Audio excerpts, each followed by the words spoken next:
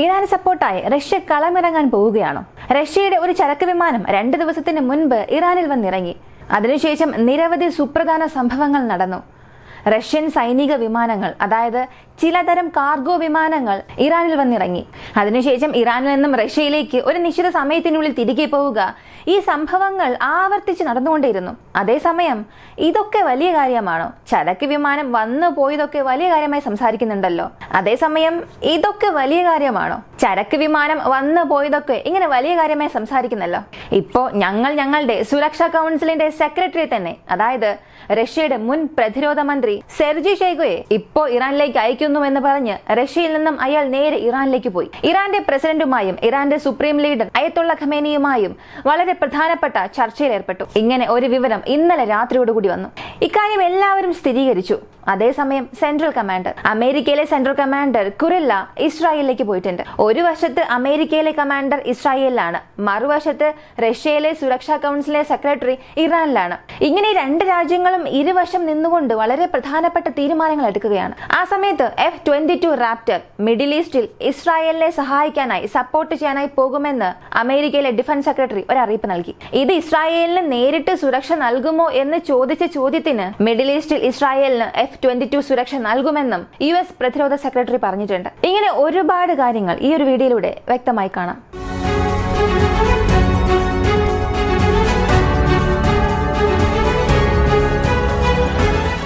ഒന്നാമതായി, ടെഹ്റാന് ചുറ്റും പറക്കുന്ന എയർലൈൻസ് ഏതായാലും അല്ലെങ്കിൽ ഇറാന്റെ എയർ സ്പേസ് ഉപയോഗിക്കണം എന്നുള്ള തീരുമാനം ആർക്കെങ്കിലും ഉണ്ടെങ്കിൽ ഒരു 2 ദിവസത്തേക്ക് നിങ്ങൾ ഞങ്ങളുടെ വ്യോമാതിർത്തി കഴിവതും ഒഴിവാക്കണം.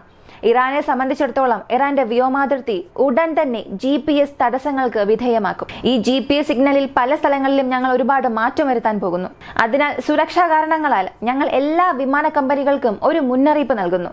നിങ്ങളുടെ വിമാനങ്ങൾ ഞങ്ങളുടെ വ്യോമാതിർത്തിയിൽ നിന്നും അകറ്റി നിർത്തണം. അതായിരിക്കും നിങ്ങളുടെ വിമാനങ്ങൾക്ക് നല്ലത് എന്ന് വളരെ പ്രധാനപ്പെട്ട അറിയിപ്പ് ഇന്നലെ ഇറാന്റെ ഏവിയേഷൻ മിനിസ്ട്രി നൽകി. ഇപ്പോ ഇറാനെ സംബന്ധിച്ചിടത്തോളം നേരത്തെ തന്നെ മൊസാദ് പറഞ്ഞു അടുത്ത 2 ദിവസത്തിനുള്ളിൽ ഇറാൻ ആക്രമണം നടത്തുമെന്ന്. ഇപ്പൊ ഇറാനും അത് ശരിവയ്ക്കുന്ന രീതിയിൽ 2 ദിവസത്തേക്ക് ആരും ഞങ്ങളുടെ വ്യോമാതിർത്തി ഉപയോഗിക്കാൻ പാടില്ല എന്ന ഒരു മുന്നറിയിപ്പ് നൽകിയിട്ടുണ്ട്. ഇപ്പോ ഈ സ്ഥലത്ത് ഈ സംശയങ്ങൾ കൂടുതൽ ബലപ്പെടുകയാണ്. അതുകൂടാതെ വെസ്റ്റ് ബാങ്ക്, ഗാസ, ഹെസ്ബുള്ളയോട് ചേർന്നുള്ള ഭാഗങ്ങൾ, ഇവിടെയെല്ലാം ആയിരക്കണക്കിന് IDF സൈനികരെ, ഇസ്രായേലിലെ ഡിഫൻസ് ഫോഴ്സസിലെ സൈനികരെ ഇന്നലെ രാവിലെ മുതൽ വിന്യസിപ്പിക്കുന്നുണ്ട്. അതിന്റെ വിഷ്വൽസ്, അധികമായി അവിടെ നടക്കുന്ന മൊബിലൈസേഷൻ എന്നത് സോഷ്യൽ മീഡിയയിൽ ലോകമെമ്പാടും വൈറലായിരിക്കുകയാണ്. ഇസ്രായേൽ ഇവിടെ ഒരു മുൻകരുതൽ എടുക്കുകയാണ്. ഈ വെസ്റ്റ് ബാങ്കിൽ നിന്നോ ഗാസയിൽ നിന്നോ ആരെങ്കിലും അകത്തേക്ക് നുഴഞ്ഞു കയറാൻ ശ്രമിച്ചാൽ ആ സമയത്ത് നമ്മുടെ ശ്രദ്ധ പോകാതിരിക്കണം എന്നതിനായി ഇസ്രായേൽ ഇപ്പോൾ വളരെ വ്യക്തമായി പ്രവർത്തിക്കുന്നുണ്ട്. അതുകൊണ്ടാണ് എല്ലാ സ്ഥലങ്ങളിലും മുൻകൂറായി തന്നെ ആയിരക്കണക്കിന് സൈനികരെ അണിനിരത്തുന്നത്. ഞാൻ കഴിഞ്ഞ വീഡിയോയിൽ പറഞ്ഞതുപോലെ ഹെസ്ബുള്ള ഒരു ഗ്രൗണ്ട് ഫോഴ്സിനെ അകത്തേക്ക് അയച്ച് ഇസ്രായേലിലെ സൈനികരെ പിടികൂടാൻ ശ്രമിക്കുന്നുവെന്ന്. ഇപ്പൊ ഇസ്രായേൽ ചെയ്തത് അടുത്തിടെ നടത്തിയ ഒരു ആക്രമണത്തിൽ ഹെസ്ബുള്ളയുടെ ഡ്രോൺ വിക്ഷേപണ കേന്ദ്രത്തിൽ നിന്ന് ഇസ്രായേലിനെ ആക്രമിക്കാൻ സജ്ജീകരിച്ച നിരവധി ഡ്രോണുകളെ, അതുപോലെ പ്രവർത്തിപ്പിക്കാൻ തയ്യാറായി നിന്ന നിരവധി ഹെസ്ബുള്ള സൈനികരെ ഇസ്രായേൽ അവരുടെ ഡ്രോൺ ആക്രമണം വഴി കൊല്ലുന്നു. ഇത് ലെബനിലെ എൽ ജബൽ മേഖലയിലാണ് സംഭവിച്ചത്. ഇസ്രായേൽ അവരുടെ ഡ്രോണുകൾ ഉപയോഗിച്ച് അവർക്ക് നേരെ വന്ന ആക്രമണങ്ങളെ എല്ലാം നശിപ്പിച്ചത് മാത്രമല്ല, ആ സ്ഥലത്ത് കൂടിയിരുന്ന ഒരുപാട് ഹെസ്ബുള്ളയുടെ സൈനികരും ഇസ്രായേലിന്റെ ആക്രമണത്തിന് ബലിയാടായി. ഇപ്പൊ ഇസ്രായേലിനെ സംബന്ധിച്ച് അവർ ഒരു കാര്യത്തിൽ വ്യക്തമാണ്, എല്ലാ ഭാഗങ്ങളിലും സൈനികരെ അണിനിരത്തുകയാണ്.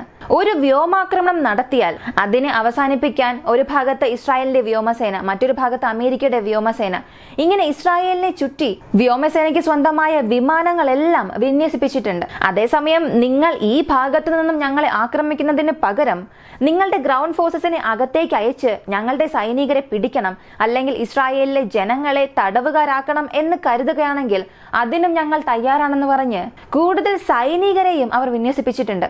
ഇത് മാത്രമാണോ എന്ന് ചോദിച്ചാൽ ഇല്ല. അമേരിക്കയുടെ പ്രതിരോധ സെക്രട്ടറി ഓസ്റ്റിൻ ഒരു കാര്യം കൂടെ സ്ഥിരീകരിച്ചു. ഇസ്രായേലിനുള്ള ഞങ്ങളുടെ സഹായം ഒരിക്കലും കുറയില്ല. ഇസ്രായേലുമായുള്ള ഞങ്ങളുടെ ബന്ധം ഒരു ഇരുമ്പ് പാത്രം പോലെയാണ്. അതിനാൽ എന്ത് സംഭവിച്ചാലും ഇസ്രായേലിനെ ഞങ്ങൾ കൈവിടില്ല. സത്യം പറഞ്ഞാൽ ഇത് എല്ലാവരും ദിവസവും പറയുന്നുണ്ട്. ഒരു ദിവസം അമേരിക്കയുടെ സ്റ്റേറ്റ് സെക്രട്ടറി ഇത് തന്നെ പറഞ്ഞു, ഇസ്രായേലിൽ നിന്നും പിൻവാങ്ങാൻ ഞങ്ങൾ തയ്യാറല്ല എന്ന്. മറ്റൊരു ദിവസം പ്രതിരോധ സെക്രട്ടറിയും ഇതേ കാര്യം തന്നെ പറഞ്ഞു. അതുകൊണ്ട് അമേരിക്കയുടെ നിലപാട് ഒരിക്കലും ഇസ്രായേലിനെ സംബന്ധിച്ചിടത്തോളം മാറില്ല. അമേരിക്ക ഇസ്രായേലിനെ വെറുക്കാൻ തുടങ്ങിയെന്ന് പലരും പറഞ്ഞേക്കാം. ഇസ്രായേലിൽ നിന്നും അവർ അകലുകയാണ് എന്നൊക്കെ. എന്നാൽ ഇതൊക്കെ പുറം ലോകത്തെ കാണിക്കാൻ വേണ്ടി മാത്രം നടത്തുന്ന ചില നാടകങ്ങളാണ്. അമേരിക്ക ഇസ്രായേൽ വിടുമോ എന്ന് ചോദിച്ചാൽ ഒരിക്കലുമില്ല. അവർ എന്നും ഇസ്രായേലിന് ഒപ്പം തന്നെ നിൽക്കും. മാത്രമല്ല, ഓസ്റ്റിൻ ഒരു കാര്യം കൂടെ സ്ഥിരീകരിച്ചു. അമേരിക്കൻ F-22 റാപ്റ്റർ വിമാനങ്ങൾ മിഡിൽ ഈസ്റ്റിൽ കൂടുതൽ വിന്യസിപ്പിക്കാൻ തുടങ്ങിയിട്ടുണ്ട്. ഇറാൻ കൂടുതലായും മിസൈലുകളും ഡ്രോണുകളും ഉപയോഗിച്ചാണ് ആക്രമണം നടത്തുന്നത് എന്നുണ്ടെങ്കിലും ഒരു മുൻകരുതൽ നടപടിയായി ഞങ്ങൾ മിഡിൽ ഈസ്റ്റിൽ F-22 റാപ്റ്ററും വിന്യസിപ്പിക്കാൻ പോകുന്നു. നാളെ ഇസ്രായേലിന് പ്രധാനപ്പെട്ട ഏതെങ്കിലും ഒരു പ്രശ്നം സംഭവിച്ചാൽ ഈ വിമാനങ്ങൾ തീർച്ചയായും ഇസ്രായേലിന് സഹായകമാകും. കാരണം ഫട്ടാ തരം ഹൈപ്പർസോണിക് മിസൈലുകൾ ഇറാൻ വിന്യസിപ്പിക്കാനുള്ള സാധ്യതയുണ്ട് എന്ന് ഒരുപാട് സൈനിക വിശകലന വിദഗ്ധർ സംസാരിക്കാൻ തുടങ്ങിയിട്ടുണ്ട്. ഒരുപക്ഷെ അത്തരം മിസൈലുകൾ വിന്യസിപ്പിച്ചാൽ അതിനെ എങ്ങനെ തടയാം, അതിനെ തിരിച്ച് ഇസ്രായേൽ എങ്ങനെ പ്രതികരിക്കണം, ഇങ്ങനെ എല്ലാ കാര്യങ്ങളും ഒരു കോർഡിനേറ്റഡ് ആക്രമണമായി നടത്താൻ ഇസ്രായേൽ ഒരുങ്ങുന്നുണ്ട്. ഇറാൻ തയ്യാറെടുത്താലും ഇല്ലെങ്കിലും ഇനി ഒരുപക്ഷെ ഇറാൻ ആക്രമിച്ചാൽ എന്ത് ചെയ്യും എന്നുള്ളതെല്ലാം ആലോചിച്ച് അതിനുള്ള മുൻകൂർ നടപടികളെല്ലാം ഇസ്രായേൽ സ്വീകരിച്ചു തുടങ്ങിയിട്ടുണ്ട്. ഒരു വശത്ത് അവർ തങ്ങളുടെ മിസൈൽ സേനയെ ഒരുക്കുകയാണ്, മറുവശത്ത് കരസേനയെ വിന്യസിപ്പിക്കുക. ഇങ്ങനെ ഇസ്രായേലിന്റെ എല്ലാ ഭാഗങ്ങളിലും വളരെ വേഗത്തിൽ മുന്നേറിക്കൊണ്ടിരിക്കുകയാണ്. കാരണം ഇവിടെ ഇസ്രായേലിന് ചാരവിവരം ധാരാളം ലഭിക്കുന്നുണ്ട്. അങ്ങനെ ഈ എല്ലാ കോർഡിനേറ്റ്സും ലഭിച്ച ശേഷം തീർച്ചയായും ഇറാൻ ആക്രമിക്കും എന്നുള്ളത് ഇസ്രായേൽ ഊഹിച്ചെടുത്തിട്ടുണ്ട്. അതുകൊണ്ടാണ് ഇസ്രായേൽ ഇത്രത്തോളം എല്ലാം പ്രവർത്തിക്കുന്നത്. സെൻട്രൽ കമാൻഡിന്റെ കമാൻഡർ കുറില്ല ഇസ്രായേലിലേക്ക് എത്തി. അദ്ദേഹത്തിന്റെ സന്ദർശനം നേരത്തെ തന്നെ ആസൂത്രണം ചെയ്യുകയും ഷെഡ്യൂൾ ചെയ്യുകയും ചെയ്തതായി ഇസ്രായേൽ പറഞ്ഞാലും അടുത്തിടെ അദ്ദേഹത്തിന്റെ സന്ദർശന തീയതിയിൽ ചില മാറ്റങ്ങൾ ഉണ്ടായി. അങ്ങനെ ഇന്നലെ അദ്ദേഹം വന്നതിനു ശേഷം അവിടെ നിന്ന് ജോർദാനിലേക്ക് പോകുന്നു. ഇനി ജോർദാനെ എടുത്തു നോക്കിയാൽ ജോർദാനിലെ വിദേശകാര്യമന്ത്രി ഒരു അടിയന്തര യോഗത്തിനായി ഇറാനിലേക്ക് പോയി. അങ്ങനെ ഇറാനിലേക്ക് പോയി അദ്ദേഹം ഇറാനിൽ വെച്ച് ഒരു കാര്യം സ്ഥിരീകരിച്ചു. ഞാൻ ഇവിടെ മൂന്നാമതൊരാളുടെ ഉപദേശം കൊണ്ടോ മൂന്നാമതൊരാളുടെ പിന്തുണയോടെയോ അല്ല ഇവിടെ വന്നത്. ഒരു പ്രാദേശിക സമാധാനം നിലനിൽക്കണം. മാത്രമല്ല, ജോർദാനും ഇറാനും തമ്മിൽ ചില പ്രശ്നങ്ങളുണ്ട്. ഈ മേഖലയിൽ ഒരുപാട് തെറ്റിദ്ധാരണകൾ ഉണ്ടായിട്ടുണ്ട്. അവയെല്ലാം ക്ലിയർ ചെയ്യണം. സമാധാനം എന്ന ഒറ്റ കാരണത്താലാണ് ഞാൻ ഇവിടെ വന്നത് എന്ന് ഒരു കാര്യം ഉറപ്പിച്ചു പറഞ്ഞു. എന്നാൽ ഇപ്പോൾ അതേ ജോർദാനിൽ നിന്നും മറ്റൊരു അറിയിപ്പ് വന്നു. ഒരു കാര്യം കൂടി അവർ വീണ്ടും സ്ഥിരീകരിച്ചു. ഇസ്രായേലിന് നേരെ ഒരു മിസൈൽ ആക്രമണം, അതായത് ഇറാൻ കാരണം ജോർദാൻ വ്യോമാതിർത്തി ഉപയോഗിച്ച് ഇറാൻ ഇസ്രായേലിന് നേരെ മിസൈൽ ആക്രമണം നടത്തിയാൽ തീർച്ചയായും ഞങ്ങൾ അതിനെ പ്രതിരോധിക്കുമെന്ന് വീണ്ടും ഒന്നുകൂടെ സ്ഥിരീകരിച്ചു. ഇവിടെ നിങ്ങൾ തന്നെ ഒന്ന് ശ്രദ്ധിച്ചു നോക്കുക. ഒരു ദിവസം അവർ ഇസ്രായേലിനെയാണ് പിന്തുണയ്ക്കുന്നത് എന്ന് ജോർദാനിൽ നിന്നും പറഞ്ഞു. മറ്റൊരു ദിവസം ജോർദാൻ വിദേശകാര്യമന്ത്രി നേരിട്ട് ഇറാനിലേക്ക് പോവുകയും അവിടെ സമാധാനം സ്ഥാപിക്കാൻ ഇറാന് പൂർണ്ണ പിന്തുണ നൽകുമെന്നും പറഞ്ഞു. അടുത്ത ദിവസം അവിടെ നിന്ന് പോയതിനു ശേഷം വീണ്ടും ഇസ്രായേലിനെ പിന്തുണയ്ക്കുന്ന രീതിയിൽ സംസാരിക്കുന്നു. അതിനാൽ ഈ ജിയോപൊളിറ്റിക്സിനെ സംബന്ധിച്ചിടത്തോളം ഒരു രാജ്യം എങ്ങനെയെല്ലാം അവരുടെ രാഷ്ട്രീയം, അവരുടെ നേട്ടം തിരയുന്നു എന്നുള്ളതിന് ജോർദാൻ വ്യക്തമായ ഒരു ഉദാഹരണമായി മാറിയിരിക്കുന്നു. മാത്രമല്ല, ഇതിനേക്കാൾ പ്രധാനമായി സംഭവിച്ച ഒരു കാര്യം, റഷ്യയുടെ സെക്യൂരിറ്റി കൗൺസിലിന്റെ സെക്രട്ടറി സെർജി ഷോയ്ഗു ഇപ്പൊ ഇറാനിലേക്ക് എത്തിയിട്ടുണ്ട്. ഈ സന്ദർശനങ്ങളെല്ലാം വെച്ച് നോക്കുമ്പോൾ ഇരുപക്ഷവും, അത് ഇസ്രായേൽ ആയാലും ഇറാൻ ആയാലും, അവർ രണ്ടുപേരും ഒരു വശം ഉറപ്പിച്ചിട്ടുണ്ട്. ഇസ്രായേലിന് അമേരിക്കയുടെ പിന്തുണയുണ്ട്, നേരിട്ടുള്ള പിന്തുണയുണ്ട്. അതുപോലെ ഇറാനും റഷ്യയുടെ പിന്തുണ നേരിട്ട് വന്നു. അതിനാൽ ഈ ഒരു യുദ്ധം ഇരുപക്ഷവും, ഇറാൻ ആയാലും ഇസ്രായേൽ ആയാലും, ഒരു വശമെടുത്ത് ഒരു വലിയ യുദ്ധം ആരംഭിക്കാൻ പോകുന്നു. അതിനാൽ റഷ്യ നേരിട്ട് ഇറാനിൽ കളമിറങ്ങാൻ പോകുന്നുവെന്ന് പലരും അവരുടെ അഭിപ്രായങ്ങൾ അറിയിച്ചിട്ടുണ്ട്. ഇതിന് നിരവധി കാരണങ്ങളുമുണ്ട്. അതായത് ആദ്യ ദിവസം റഷ്യയുടെ കാർഗോ വിമാനം, സൈനിക ഉപകരണങ്ങൾ കയറ്റുന്ന ചരക്ക് വിമാനം ഇറാനിൽ വന്നിറങ്ങി. അടുത്ത ഏതാനും മണിക്കൂറുകളിൽ ആ വിമാനം പുറപ്പെട്ടു പോയതിനു ശേഷം ഇറാനിൽ നിന്നും ഒരു അറിയിപ്പ് വന്നു. റഷ്യയുടെ വളരെ പ്രധാനപ്പെട്ട ഇലക്ട്രോണിക് വാർഫെയർ സിസ്റ്റം ഞങ്ങൾ ഇറാനിൽ വിന്യസിപ്പിച്ചു. ഇങ്ങനെ വിന്യസിപ്പിച്ചിരിക്കുന്ന ഈ ഒരു സംവിധാനം വഴി F-35 അകത്തേക്ക് വരികയാണെങ്കിൽ അതിന്റെ ആശയവിനിമയം ഞങ്ങളെ കൊണ്ട് തടസ്സപ്പെടുത്താൻ സാധിക്കും. അതിനാൽ നാളെ ഏതെങ്കിലും ഒരു പ്രശ്നമുണ്ടായാൽ ഇറാന്റെ വ്യോമാതിർത്തിയിൽ F-35 കടക്കുകയാണെങ്കിൽ അവയെ തടയാനുള്ള മുൻകരുതലുകൾ ഞങ്ങൾ സ്വീകരിച്ചിട്ടുണ്ട് എന്ന് പറഞ്ഞു. അതുപോലെ വീണ്ടും റഷ്യയിൽ നിന്ന് ഇറാനിലേക്ക് ഇത്തരം വിമാനങ്ങൾ വന്നുകൊണ്ടിരിക്കുകയാണ്.